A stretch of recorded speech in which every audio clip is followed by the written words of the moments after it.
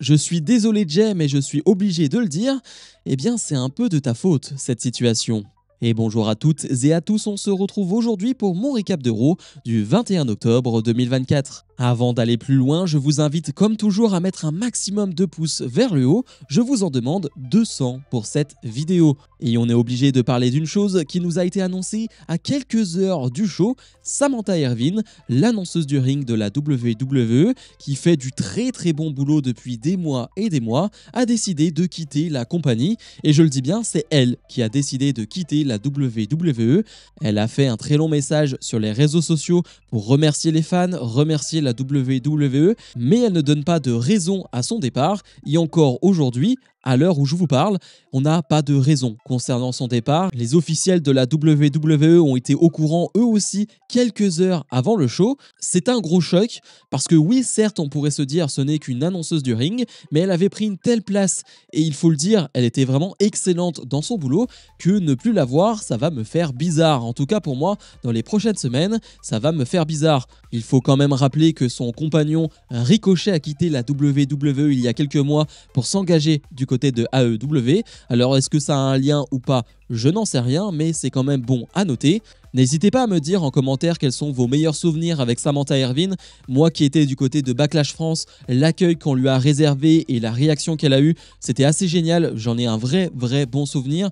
Évidemment, l'annonce de la victoire de Cody Rhodes à WrestleMania face à Roman Reigns qu'elle a fait, c'était excellent. Mais bref, on lui souhaite bien sûr plein de bonheur pour la suite de sa carrière. Et elle a directement été remplacée du côté de Raw par la légende Liliane Garcia, qui certes n'a pas fait une très bonne soirée, il faut être honnête, elle s'est loupée à quelques reprises, mais ça faisait quelques temps qu'elle n'avait pas fait ça, donc on va lui laisser évidemment pas mal de temps. C'est une légende, ce n'est pas n'importe qui, donc respectons-la. Et ce nouvel épisode de Raw va débuter avec Seth Rollins qui va s'en prendre à Bronson Reed dans les coulisses du show. Rollins va directement se diriger vers le ring et va demander à Bronson Reed de se ramener. Bronson Reed va arriver avec les agents de sécurité autour de lui, mais petit à petit, la sécurité va être mise à mal par Bronson Reed et par Seth Rollins. À deux reprises, Bronson Reed va essayer et tenter de porter son tsunami, que ce soit sur le ring ou sur la table des commentateurs, mais Seth Rollins va réussir à l'esquiver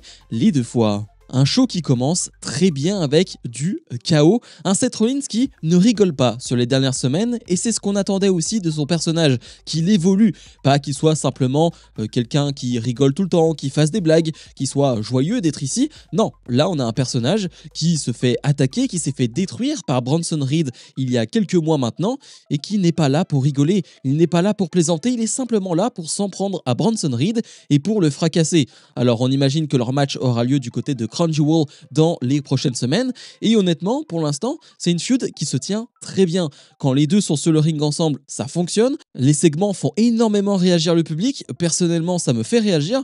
Pour l'instant, c'est une totale réussite. Le New Day fait face à AOP, un combat qui va durer 4 minutes. On est dans ce premier round du tournoi concernant les titres tag masculins. Je n'ai pas grand chose à dire sur le match, ça dure pas assez longtemps, même si le New Day, comme toujours, va se donner à 3000% et va faire en sorte que le public s'investisse, même si de mon côté, c'est très compliqué de m'investir dans tout ce que fait AOP ou le Final Testament. À noter que justement, tout le Final Testament est en ringside accompagné du Miz et le Miz pendant le match va se faire attaquer par R-Truth. Évidemment il en veut au Miz après sa trahison. Tout ça sur le ring va gêner et distraire AOP et le New Day et Kofi Kingston vont en profiter avec un roll-up pour remporter ce combat. Ils vont quitter le ring et R-Truth va célébrer, sauf que R-Truth va se faire attaquer par le Final Testament. Intéressant de voir qu'encore une fois Kofi Kingston veut venir aider Truth, mais Xavier Woods lui interdit. Il lui dit clairement qu'ils ont d'autres chats à fouetter, qu'ils ont cette course vers les titres tag et finalement c'est la Wyatt Six qui va intervenir. La Wyatt Six va faire le ménage, va s'en prendre à tout le monde. Oncle Howdy sur le ring veut s'en prendre aux Miz, mais c'est finalement Paul Ellering qui va tout prendre. On avait compris il y a quelques semaines que la prochaine cible des Wyatt Six c'était le Final Testament. On va pas se mentir, sur le papier ça ne m'intéresse pas énormément, sachant que les Wyatt Six on ne les avait plus vus depuis un moment et que t'as l'impression qu'ils attaquent un peu au hasard. Ils vont attaquer, ils vont ensuite rien faire, ils vont attaquer. Ça me dérange pas énormément cette utilisation de la Wyatt Six. Simplement le choix de la feud contre le Final Testament, c'est pas quelque chose qui va me hyper, ça clairement pas. Damage Control font face à Liv Morgan et Raquel Rodriguez. Intéressant de voir que, oui, Damage Control veut clairement les titres tag, mais de l'autre côté, Liv Morgan et Raquel Rodriguez ont dit aussi que c'est un objectif. Ok, pourquoi pas, je trouve que c'est une bonne idée sur le papier. L'alchimie et l'association des deux sur le ring, ça peut être pas mal. On va donc avoir un combat de 4-5 minutes qui est plutôt correct, même si l'ambiance n'est pas exceptionnelle et que finalement tout va s'enflammer lorsque Io Sky va rentrer sur le ring et comme toujours va faire un sublime hot tag. On le dit chaque semaine, mais le face turn et le côté babyface de Io Sky, ça fonctionne tellement, c'était une excellente idée et elle le montre chaque semaine. Sauf que tout ça ne va pas aller bien loin parce que Jakara Jackson et Lash Legend regardent ce combat.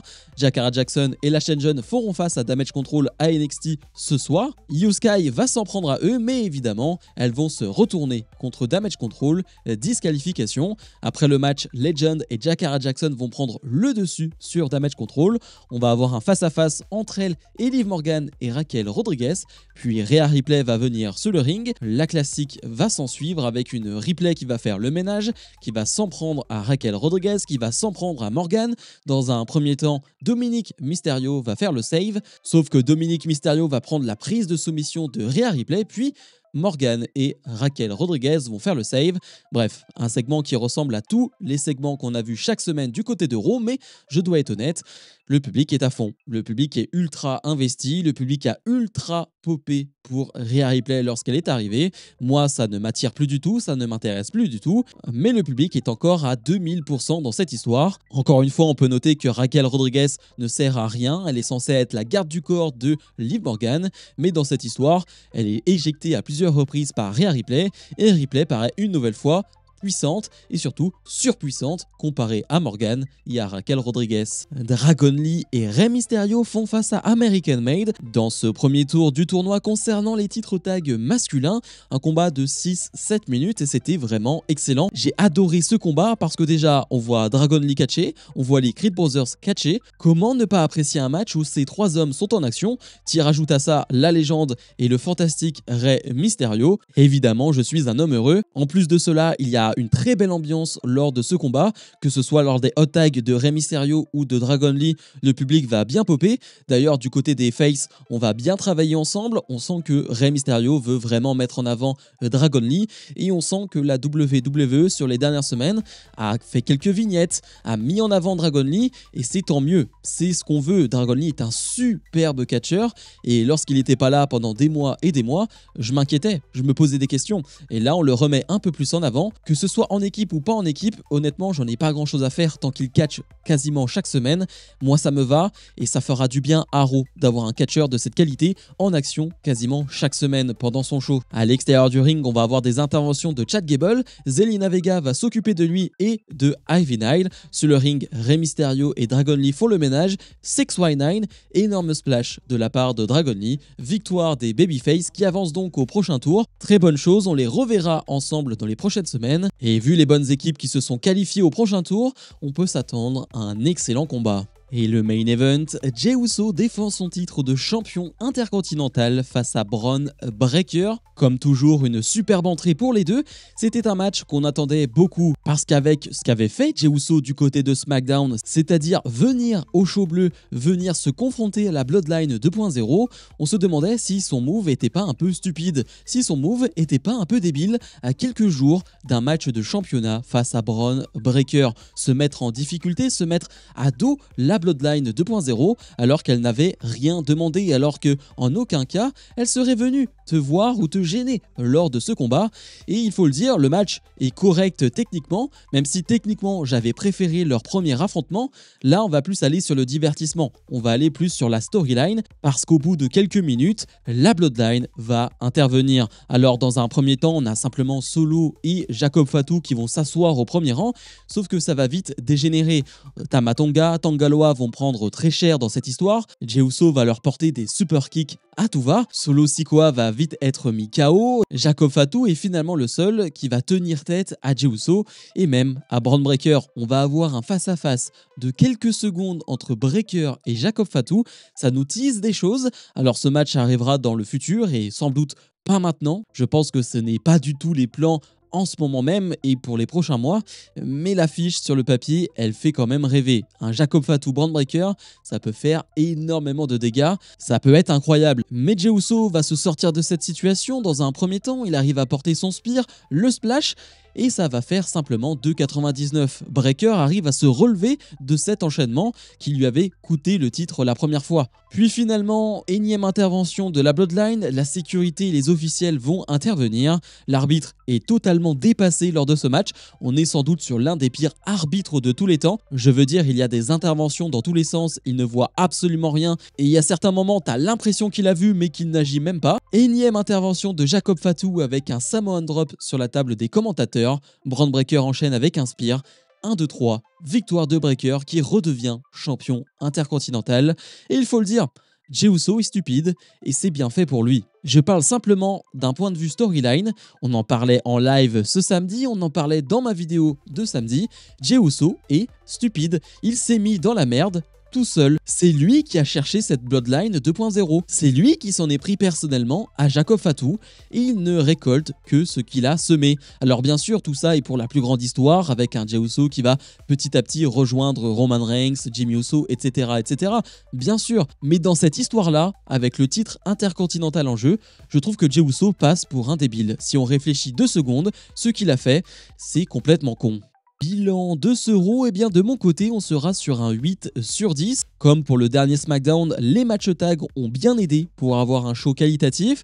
Et puis aussi, on n'a pas de longues promos. Il est vrai, on n'a pas eu d'énormes et de longues promos sur le ring lors de ce Raw. La seule promo sur le ring, c'est celle de Seth Rollins et c'est quelques phrases. Et ensuite, c'est une énorme baston face à Bronson Reed. Et ça, c'était un gros point positif de ce show. Le main event, on en pense ce qu'on veut, mais c'était très divertissant, il faut le dire. Et il y avait un certain suspense, donc là aussi on en avait pour notre argent. Peut-être un peu plus de mal avec le traitement de la division féminine, avec l'histoire Rhea Ripley, Liv Morgan, mais encore une fois, je l'ai répété, le public était bouillant, et je sais que pas mal d'entre vous aiment cette histoire-là. Moi, je suis totalement en retrait, je suis totalement passé à côté, et ça ne m'intéresse plus du tout, mais il faut le dire, ça fait énormément réagir. Donc on avait un très bon public, et avec globalement du bon catch, avec du bon divertissement, pas grand-chose à reprocher à ce show.